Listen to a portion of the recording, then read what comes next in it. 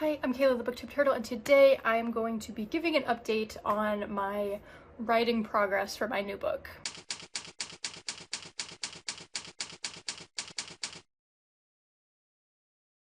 So I talked about this a little bit in my previous video where I was talking about my goals for the year, but now that I'm done with Beyond the Gates and that series, the last book came out in September last year.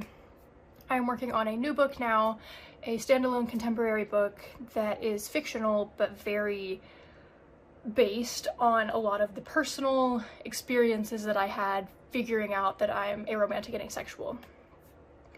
I have a video, I talked about it a little bit, like I said, in my previous video.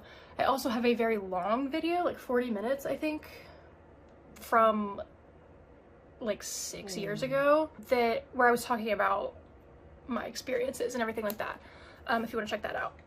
But today I want to talk about what I've been doing as far as the writing process so far and what my planning and outlining process looks like. So I spent January doing a lot of initial planning, and then I started outlining, and then originally my goal was to finish outlining in February and start writing. That did not happen because then I got sick and I had a lot of work stuff going on, and here we are with the last week of February, and I'm not really done outlining yet. I'm mostly there, but I've outlined very extensively, so I'm kind of working on that part of it. But yeah, hopefully I will be able to start writing soon. So for the planning process, I have a few different tools that I use. First is Author Accelerator's Blueprint for a Book. I am a certified book coach through Author Accelerator. I don't really currently work through them, but that is where I got my certification as a book coach from. And they have a resource called Blueprint for a Book that kind of goes through some foundational elements that it's good to think about before you start writing. So thinking about why you're writing this book, what point you're trying to make with it, and then things like genre, your ideal reader, all of that stuff. So there's several steps and prompts to it that I went through and filled out and everything. And I'm working with an editor friend who's also writing a book, and we are kind of swapping with each other and working together through that. So part of the blueprint is something called the Inside Outline, which basically goes through every major scene of your story, and you write out the plot and the point of each of those scenes. So the plot is what actually happens in the scene, and the point is the purpose of it, what you're trying to do with that scene, and why it matters to the overall story. So I have an example from my Inside Outline that I did, that I'm gonna take some of the details out because I don't want to fully get into that yet, but basically the main character is working at a coffee shop and her coworker asks her out, so that's the plot. And then the point of that is to establish that she's never been in a relationship or dated, and she is excited because she doesn't know that she's aro-ace yet. She's excited at the prospect of feeling normal, and doing normal teenage things. So yeah, that's just kind of a little example of what that would look like, and you go through and do that for all of the major scenes in your story. And it's a really good way to map out the story and kind of see how everything's working together in a cause and effect kind of way. And it's really good if you are somebody who's not a major plotter. I love outlining. I have very extensive outlines. This is very bare bones, just to get an overall sense of your story. So it's really good for somebody who doesn't necessarily like to go deep into outlining. And it's also very good to use in the sense of adjusting it throughout your writing process and making adjustments as you start revising and stuff like that. So the other major thing that I use is StoryGrid's Narrative Path. StoryGrid is a company that trains students to be better writers through scene writing, short story, and then eventually novel. And I started working with them last year as an editor mentor.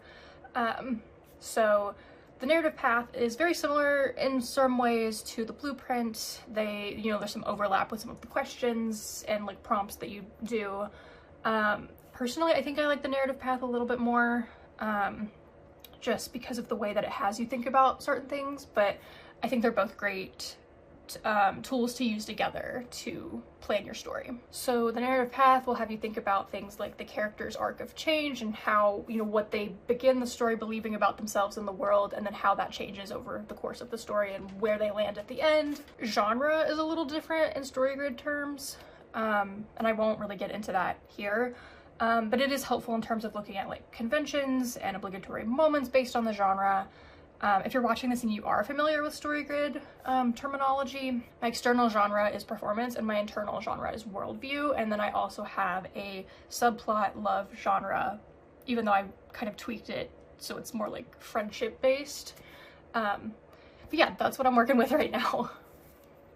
And then the narrative path also looks at the global 5 commandments, which in StoryGrid terms, it's looking at like the overall inciting incident, turning point, crisis, climax, and resolution for the story. So yeah, that is mostly what I was working on in January, was getting all of those basics down and really thinking through the concept of my story idea.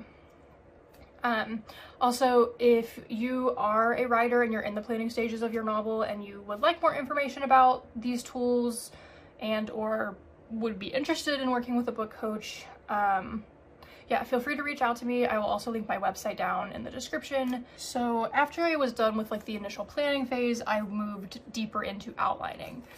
So I have this journal, I showed this last time, and it has a lot of stuff in it. I have like a little table of contents. I have random thoughts of things that I wrote down just kind of over. I started writing in this journal like back in 2023, so it's been a minute. But just like thoughts that I had of things I wanted to include. I wrote out like a rough draft of like a possible first scene for the story that popped into my head. I have like an initial rough outline that I did. I have like information on my characters and, you know, kind of fleshing all of them out more. And then I have